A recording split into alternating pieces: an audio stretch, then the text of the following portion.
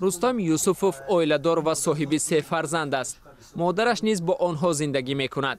از نگاه اول این یک خانواده معمولی تاجیکانه است. ولی چشمان رستم خوب نمی‌بینند و با چنین علت پیدا کردن جای کار در تاجیکستان کاری آسان نیست. و گفته رستم بختش آمد کرده است، زیرا در ناحیه آنها در نزدیکی خانه‌اش یگانه کارگاه مخصوص برای افراد چشمشان خیره فعالیت می‌کند. رستم میگوید معاشش که $100 است برای روزگارش نمی‌رسد. برادر مهاجرش از روسیه به او کمک می‌کند. رستم شکایت ندارد چون که به هر حال صاحب جای کار است. با یک سالی که کدام سالی ما سال کار نکرده بودیم در اون سکسیدکا های قلای اومد دو ماشین خاک گرفتم کرپیچ لوی چیکادم ریختم برو وردم با سودا زدم و اگر مثال زندگی رفت. رستم در کارخانه استحصال توری سیمی کار میکند. همراه او چندین افراد نور چشمشان خیره و نابینا زحمت میکشند. تجهیزات کارخانه در 3 سال اخیر عوض نشده، خود کارگاه نیز در همین مدت تعمیر نشده است. واسه خشگرونه خوب خدا از وده کار میبریم. انا با اینجا بچه‌ها هستن از راهی دور کار میکنن، اینجا از راهی نزدیک دور کار میکنن. اونایی که از راهی دور کار میکنن اینجا برای اونها شرایط خوب کردن فراهم آورده شدگیان. فعلا این کارخانه از حساب فرمایش‌های حکومتی فعالیت دارد که خیلی کمند.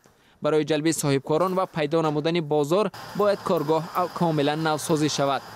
پول جمعیت نابینایان برای این کار نمی رسد و دستگیری حکومت لازم است.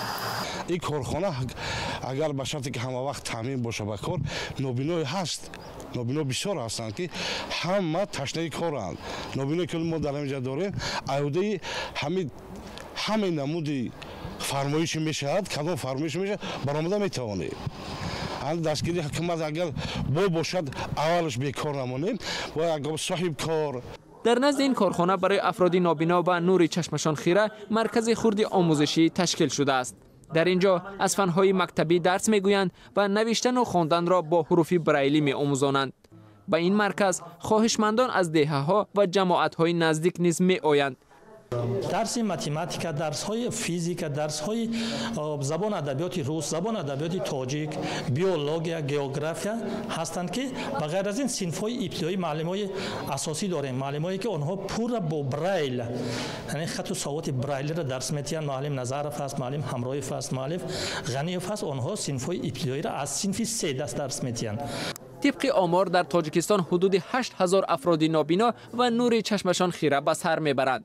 جمعیت نابینایان در 10 کارخانه خود امکانی به کار تأمین کردن تنها 300 نفری آنها را دارد.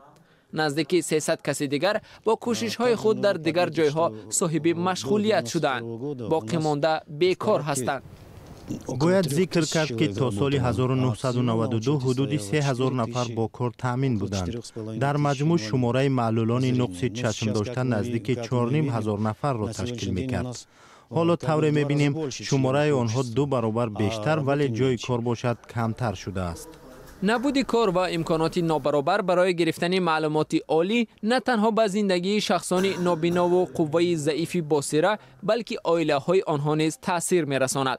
طبق آمار جمعیت نابینایان چنین خانواده‌ها نسبت به عائله‌های دیگر زندگی فقیرانه دارند و به همین زودی‌ها در حیات این قشر بهبودی در نظر نیست.